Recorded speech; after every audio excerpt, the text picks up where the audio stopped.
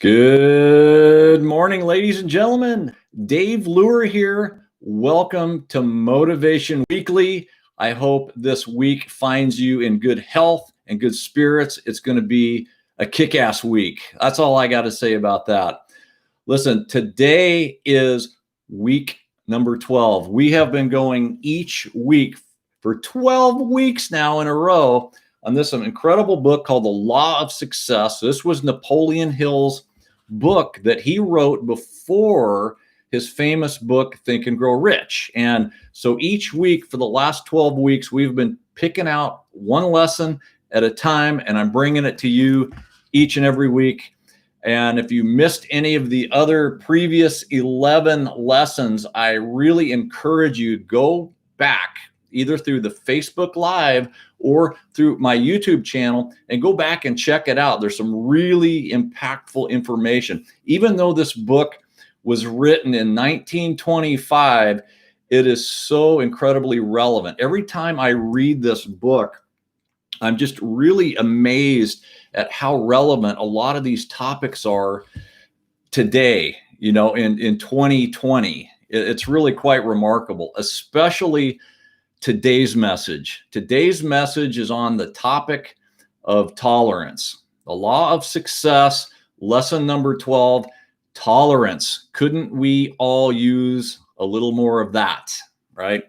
So those of you that are watching have likely heard me say probably more than once that we get the things in life that we tolerate, okay? So for example, if we tolerate bad habits in our life, we're going to continue to get the poor results of that habit. So there are certain things in life that we should refuse to tolerate: hate, racism, bad habits, abuse, just to name a few. But when it comes to those things that we refuse to tolerate, you must first understand why it is that you will not tolerate it. Okay, that requires you to think a little bit. When it comes to many of our world's societal problems, right, it is actually our intolerance for one another that is the cause of these problems, right? It's our intolerance for one another, okay? The way you see people is the way you treat them, and the way you treat them is what they become. It is tragic that so many people refuse to simply try to see things from the other person's perspective. And there are two significant features about intolerance, right? First, intolerance is a form of ignorance that must be mastered before a person will be able to attain true riches in their own life, material or otherwise, okay? And second is religion. Intolerance is a chief distinguishing force of organized religion, by some of them by breaking up the greatest force for good into sex. And I didn't say sex, I meant sects with a T, right? Denomination, or that could be the sex too, I don't know. But denominations, and spending as much time opposing each other, right, as they do working together to oppose evil, right? Intolerance in any of these forms is an effect of many years of unchecked beliefs, biases, and prejudices, right? Does this sound familiar? Does this sound relevant to the problems that we're facing in today's world, in our society? See, beliefs which have been in place since we were small children quite often, right? Beliefs that we learned as innocent youngsters from well-meaning parents, teachers, pastors, or whatever, right? So let me ask you something. When is the last time you questioned where your biases truly came from? Have you ever done that? Are they still relevant? Have you ever thought about whether your beliefs are still serving you well? Okay. As I often teach, it is critical, absolutely critical, to replace old disempowering beliefs from time to time, right? Yes, it's okay to do that. Challenging your old beliefs does not make you wishy-washy. It actually makes you wise. Intolerance towards others is caused by very disempowering beliefs. We got to shake those out, folks. If you act out of hatred or unhealthy prejudices towards others, you will never reach your own potential, as it shows your own unwillingness to see things from the other man's perspective, right? Which is also key to becoming influential. Okay, let me put this another way. You will never truly be influential unless you learn to see things from the other person's perspective. Okay, if you are feeling stuck in your life, look no further than your own belief system. Okay, so while reading this very interesting chapter, Napoleon tells a story about an interaction he had as a youngster with a senator named Robert L. Taylor. Okay, the senator tells Napoleon, "I see you are a very staunch Democrat, and I wonder if you know why."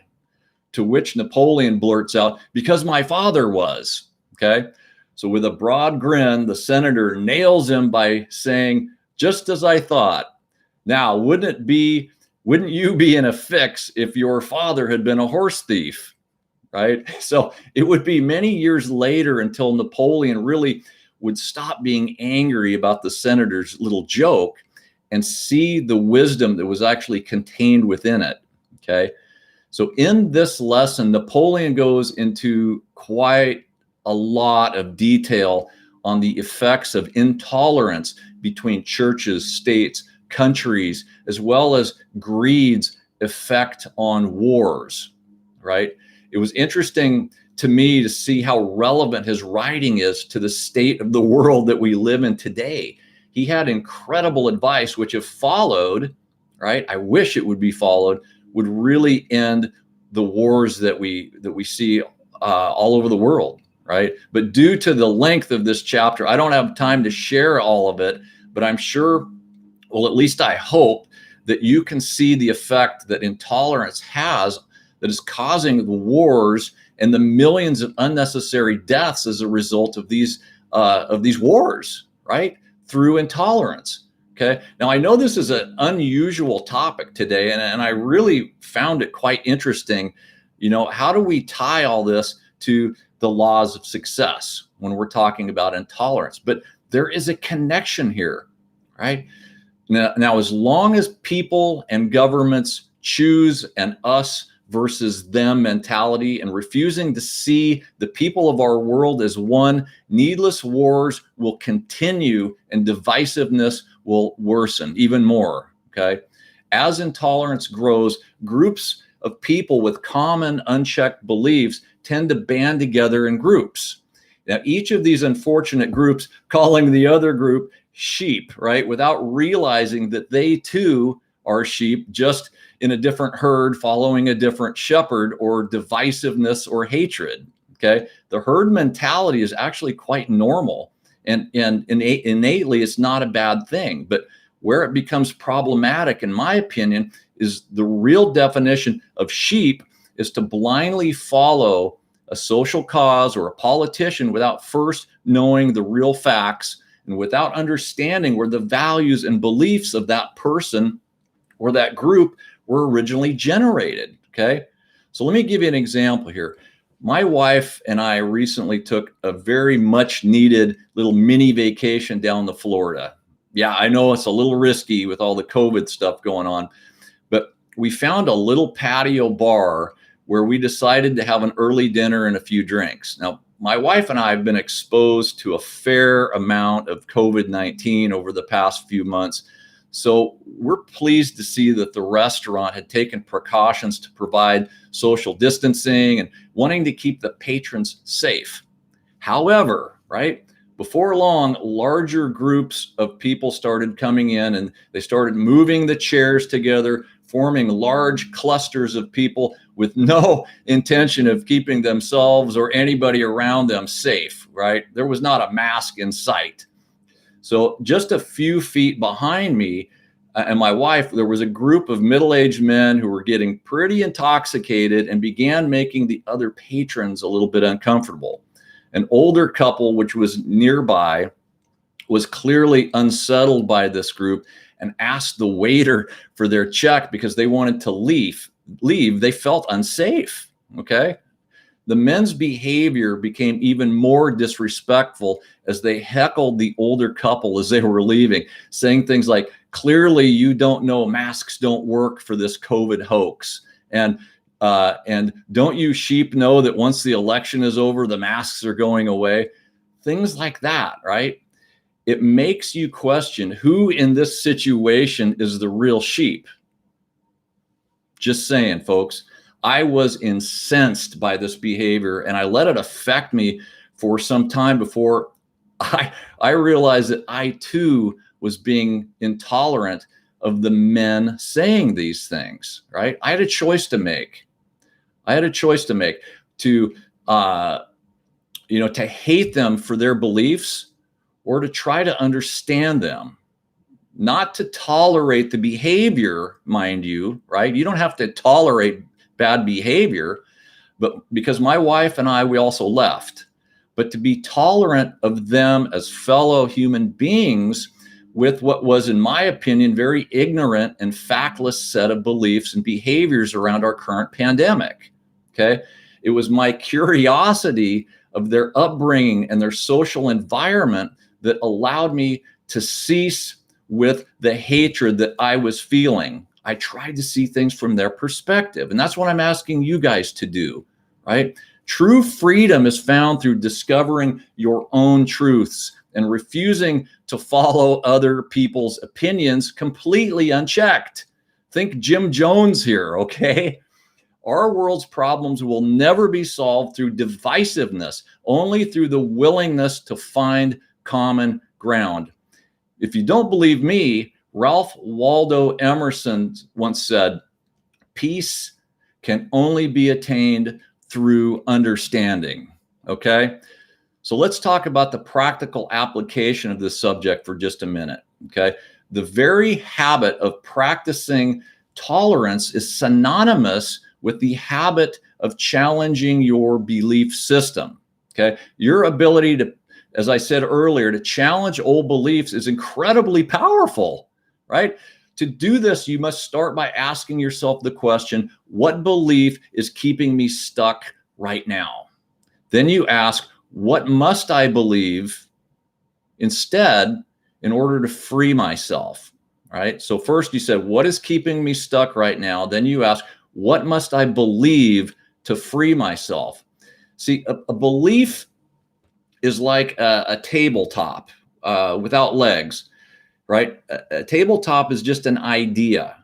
Once you reinforce it by adding references, which are the legs, then it becomes a belief, right? To support the top. So when you want to lose a limiting belief, you got to knock the legs out from under it. So for example, maybe one day you met a Russian guy and it turned out that he was a pretty cool guy and not part of some evil empire. And then boom, you start to knock those legs out from that disempowering belief. Isn't it true? Sometimes we are embarrassed of a belief that we used to have many years ago. Look, I had my own set of biases growing up in lily white part of Oregon. When I moved to Nashville, Tennessee, I was in culture shock to begin with, right? I found myself when I first moved there living in a predominantly Black neighborhood surrounded by so many other ethnicities. Sure, I had preconceived notions from my Oregon life and soon found out that almost none of them were actually true. I was able to build a new set of beliefs and am now enriched beyond belief with an amazing blend of people of all races and religions. I'm truly blessed, right? I now see my friends back in Oregon that are posting on social media things that I now find very offensive, right? However, wondering if I would still share their views if I was still stuck back in that environment. Does that make sense? Even here in the South, I have to laugh sometimes when a local person tells me, I don't trust them Northerners, So listen, Black, white, brown, north, south, rich, poor, Republican or Democrat, We are all children of God. We are one. Let's start acting like it, folks. Growing rich means so much more than the accumulation of money, because the best riches come through the love that we share. Okay. I hope you found today's message, if not unusual, enlightening. I found this chapter of the laws of success very different from the others, but incredibly powerful. I hope you found today's message also incredibly powerful. Please leave a comment. If you're watching this, go subscribe to my YouTube channel if you haven't done so already. And we'll see y'all next Monday for lesson 13 on one of my favorite subjects, failure. Wah, wah. We'll see you then.